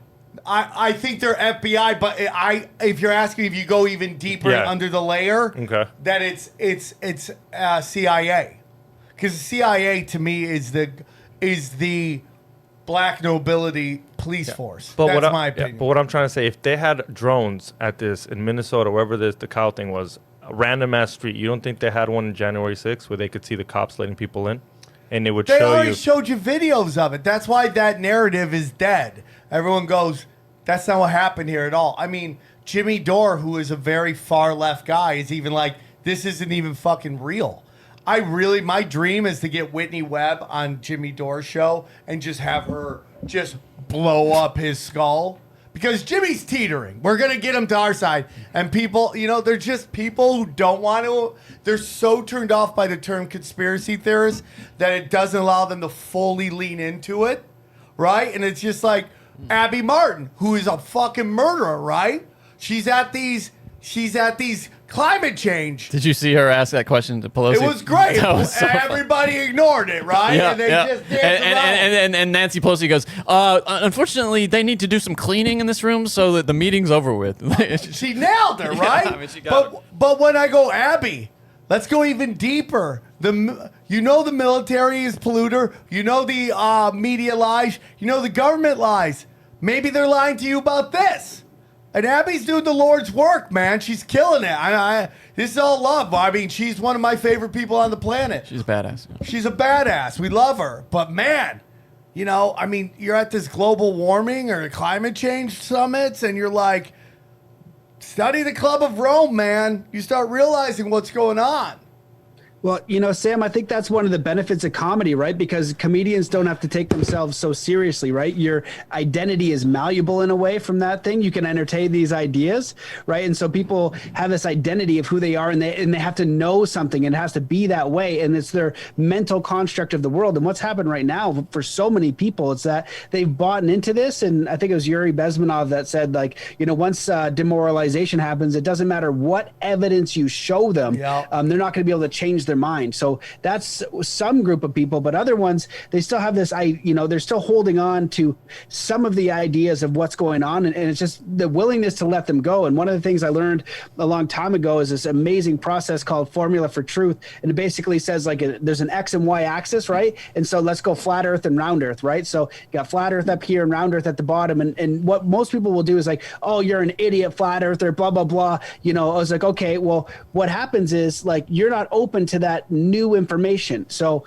everybody has one perspective. I only have mine, and whoever I'm speaking with has theirs, and every individual on the planet has theirs. So I honor that perspective, right? So now I open up to 45 degrees of information. Really, the earth is flat. Why the heck do you think that? That sounds nuts, because it's obviously a spinning ball in outer space and does all these different things that I've told. So you just keep listening and asking why and giving respect as you can do to a fellow human being. So it's not a bad process to begin with, honoring their perspective. And all of a sudden, maybe at 98 degrees, by listening to them, you learn something that changes your whole worldview. Right? So imagine you did that with every single person that you met. Not defend what you think you know, because as you get older, you realize the thing you know is it's like one deception after another deception after another deception. Information and truth evolves. And so by respecting each individual, now all of a sudden, when you hear it from 3 or 4 different people and things start lining up, you're an individual that has access to so much more information than the other person, because almost everybody shuts them down. And the first time I ever applied this was somebody who told me the earth was flat, and this, like, I just come back from contact in the desert, and I'm at this like healing thing with like one of those deprivation tanks, and we're going around these crystal baths and doing all this crazy stuff. And I don't smoke, at the time I didn't smoke weed. I don't really smoke it now. So like, I just get, so he's like, he lights up a joint and we're smoking that. And he goes, hey man, so like, the earth is flat, right? And I was like, what? And he's like, yeah, dude. I was like, oh shit. And I was like, okay. I was like, go ahead. Like, tell me why. And 3 hours of this guy pulling up videos, me asking questions. And at the end of the day, it didn't matter if it was flat, if it was round, if it was a fucking flying cucumber. I learned so much shit that I did not know. I knew for sure. I learned more about NASA's bullshit. I learned, I learned so much shit that I didn't know. And so when we can respect and honor different individuals and apply that, we are going to become much more evolved individuals, have a greater discernment for truth. But even at a very basic sense, we're going to go around honoring and respecting individuals, which I think is a good thing. Well, what you're talking about is what you're talking about is what I call black belts.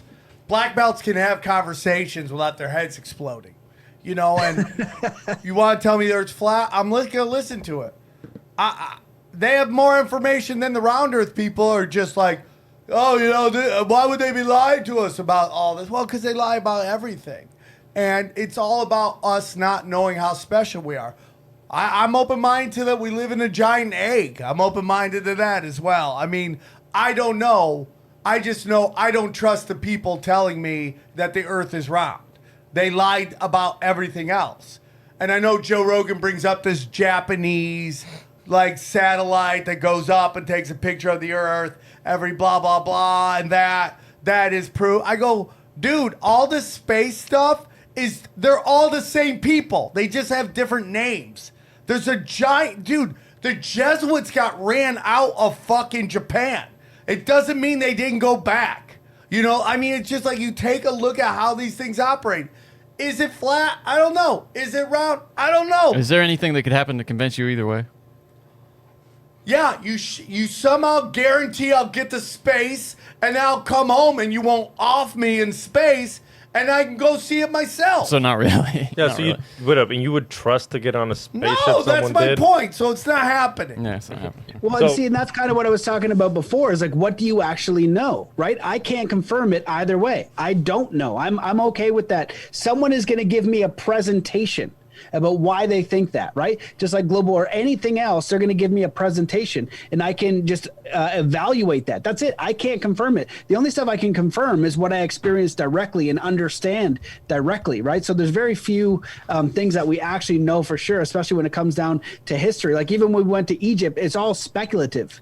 Right? It's like, well, we think it did this, we think we did that. And slowly but surely, when someone can prove it, right, scientifically, so they can repeat the process, so they can show you firsthand if you go up in a hot weather balloon, right? And you can see the curvature of the earth, or you can see the round nature, whatever the case may be. Now you know from firsthand knowledge, right? And so that's what's really important to understand is that almost everybody is telling you their belief, right? And this goes into spirituality, and this kind of goes into some of that black magic kind of stuff that I talk about, where everybody's deceiving, or not everybody, but a lot of people are deceiving in deliberate ways, in incremental ways, but in bigger ways. Like the guy like Uri Geller would say that he could bend spoons with his mind, but he was like a fraud, charlatan. Or spiritual people saying, I'm going to connect you to all these different things, but they don't know for sure. Some people are being honest and genuine about it, but other people are maybe a little bit off base in themselves. And right, so that's why coming back to yourself, I'm totally comfortable with that. I don't know very much, and sitting in,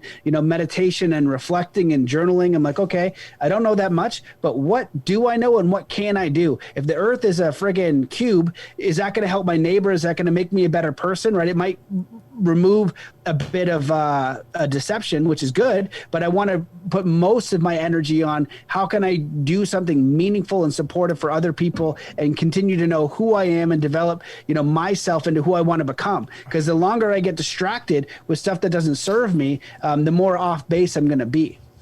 If Johnny went to the moon and he told you it's a circle, Sam, you still not believe in Johnny? You wouldn't believe me. I would have reservations. I would. It's funny because I grew up around a guy that I really trust that worked for NASA, and that part of that has colored my thoughts on all this. It's the guy I know really well, an old guy, and I kind of want to go back now and just press him on it a little bit, But well, I wonder if there's a level of deceit that even they deal with. Yeah, maybe that's certainly possible. Or it's the educational institutes, right? They talked about that at the Resonance Science Foundation as well. It's just like the basics of physics and all these different things. Like look at Rockefeller universities, right? So we don't even know, there's so much missing stuff. I mean, going on. Dude, let's look at what's going on with this coronavirus. I mean, this vaccine. There's so much data contrary to what is like good for you medically, and how many people within the medical community are like, yeah, you should do it. The numbers aren't there. That doesn't make sense. It's just conformity, man. And it's just like if you work at NASA and you have a paycheck and you have a family and you have all this stuff, your job is to fucking toe the line. You don't move up unless you are just willfully playing along. Playing the game. You're playing the game. Virologists, right? I mean, like, there's people who think terrain theory's real and viruses are just simply toxins being removed from the cells. And that's why we have things called flu season. Because during that time, the human animal secretes. Is that the word? Yeah. Yeah, sure. Secretes or excretes? Excrete or secrete. They're similar words. Toxins out of the cell, right? But we've had giant, Union of the Unwanted with virologists at the virologist who are pushing back on these vaccines that will tell you viruses exist. I don't know the answer to that. As far as I know, they've never been able to scoop a virus out of one host, put it in another host, and have that infection spread. From what I've been told by many people, that has never happened in the history of time. And then they'll show you pictures of it. They don't even know that it looks like that. There's billion-dollar industries. People have gone through much education to say that's really happening. And I know Johnny gets uncomfortable when we have these conversations, and I don't mean that to be like Johnny gets uncomfortable, but you're a little uncomfortable with the. Oh well, I'm uncomfortable. I'm uncomfortable with the karma of, like medical stuff. Talking about medical stuff, yeah. That to me is because if there's a 5% chance that I'm wrong on something I say, I don't want to say it to other people like in mass like this, masses of people. Because I feel like that I might take on a karmic debt if they think, well, Johnny said it, and he wants to know what he's talking about, and then they get ill. That comes back to the accountability again, right? Of like having your own knowledge. So if you're wherever you're comfortable is totally fine. But, going back to the germ theory versus terrain theory, it goes back to Louis Pasteur versus Antoine Béchamp. And this is when they're trying to figure out like why things rotted, why an apple would rot. And so Louis Pasteur was a chemist who said germs come in and get the apple and make it rot. Well, Antoine Béchamp was a genius with 4 PhDs. He said that the rotting comes from within. The disease comes from within the apple because the terrain gets compromised. And I guess Louis Pasteur was friends with Napoleon Bonaparte, popularized germ theory. Then we flash forward to 1910 with the Rockefeller and Carnegie report, the Flexner report, where they had at the time you would do allopathic medicine or homeopathic medicine. And so they wanted to increase that. So they have this whole smear campaign on how, natural medicine and homeopathy is all, quackery bullshit. Yep. And then they basically give rise to the $1 trillion pharmaceutical industry. And if people want to, look into that a little bit more, check out Dr. Bear Paul Lando, who this guy's amazing. Alpha Vedic and, Mike Winter and what they're doing over there, just kind of talking about these things. You listen to them speak about it in their presentations, it makes so much more sense. And Dr. Bear was well known in California because he kept curing people or healing them, or however you want to say it, of cancer. They would come to him because they would be at the last roads. He would basically do other stuff that wasn't traditional, chemo or whatever he would do, based on terrain theory principles, and would have massive success. And he also told me, when we were on the phone one time, that, he had a buddy that he would send back and forth in California, and this was in the early 90s, and his buddy was saying, "Hey, Bear, we're curing people of cancer." And Bear would say, "Don't say that, do not say that. It's the last thing you want to do." And 3 months later, that guy and his entire family were murdered, in his home. And so shit like that. And the Bears told me some other stories, but when you listen to him speak versus like the virologists and they break it down, they've never isolated a virus, and you look at the purification process to understand that. I've looked through it, but I'm not at the point where I can articulate it as well as Dr. Bear Lando or Dr. Andrew Kaufman or Dr. Thomas Cowan. And I'm on, Kelly Brogan and Sayer G do a lot of great work as well. And all of these people, when you listen to them do the research, it's incredible. And Kelly Brogan is someone who was, want to be a psychiatrist and heal people, and a straight A student, and giving people, and I think they deleted her show on Rogan too, because she's like part of the disinformation dozen now. And so there's a group of these doctors that communicate about what's going on, and they have a respectful conversation. They don't always agree, but they figure out who's going to find the best material and argument, and then who's going to get the repeatable result. And that's where it comes down to science. Can you do it over and over again, right? And so you have one that's massively profit motivated and the other one that is healing motivated. And so, the truth just becomes very self-evident, right? Just even with this Corona stuff, when you start piecing all the stuff together, it's very self-evident what is going on. Okay, let me ask you something, Matt. Nonsense. I got to ask you something, because so we got this terrain versus this, what is the other one? Terrain versus germ. Okay. Germ theory. Okay. Johnny got sick. I got something, dude. I got this thing called COVID tongue. My tongue just started bleeding out of nowhere. My shoulder still hasn't been right since I did that. Something is going on. I don't know what it is. Is it possible that in the years and trillions of dollars they put into research, they could have created some kind of airborne something?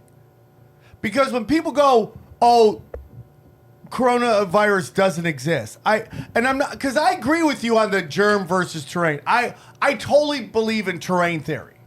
But I'm like, how does this fit in to when I got sick? When my tongue started bleeding out of nowhere, and Johnny looked it up, and there's actually something called COVID tongue. I'm not getting combative with you. I'm asking an honest question. Like, how does that fit into all that? That, or when your smell and your taste goes away, and everyone says it does when the flu goes away. Not the way it went away this way. Like, I couldn't smell. Like, I would put weed in my face and be like, yeah, and I wouldn't smell I've nothing. Never had that. Yeah, and I understand like getting stuffy and like. No, I get that. I wasn't stuffy though. Yeah. I didn't have any head symptoms other than the complete loss of taste. Yeah. and smell. Because I believe in terrain theory. I think if you understand the lying of that, but my question is, how does my tongue start to bleed in this situation? Well, that's a really great question. I wish I had Dr. Lando on to answer it. Well, I'll just kind of share some of the things that I've come across. So one of them is this theory that I think the book is called The Electric Rainbow or something like that. How these flus or these pandemics lined up with a new electrical field in the world. So I don't know if it was telephones or something like that was the first one. Yeah. And now they have all these 5Gs up. So we're not saying that something's happening. We're saying what's the actual cause. So I could go to a small tribe and poison their water a little bit. Everybody get sick and I say, hey, here's the thing, you guys are transmitting it to each other, but you don't know what the actual cause is, right? And so that's really important, because even when they test for COVID and you look at the PCR test and what Carrie Mullis said, who invented it, saying this doesn't, find the cause, it's just amplifies material, so we don't know what the cause is. So it's seeing if there's any kind of deception there, and so finding out what the actual cause is, and is it contagious or transmittable. And there has been some scary stuff talking about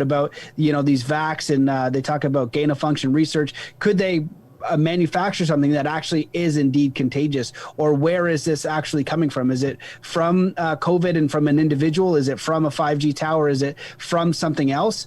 We don't know, and that's really where you want that clarity, so you overcome any kind of deception.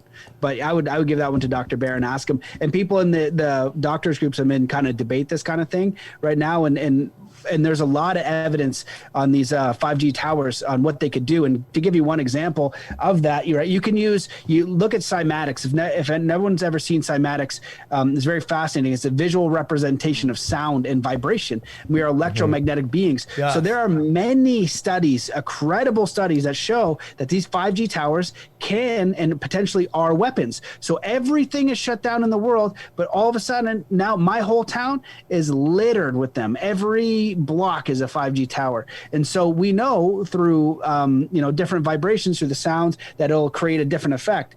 When I was in Egypt, they had this wall, and it was in Saqqara, and they talked about how this was apparently the hospital, or that was their theory. And they have all this massive line, like this wall with a square in it.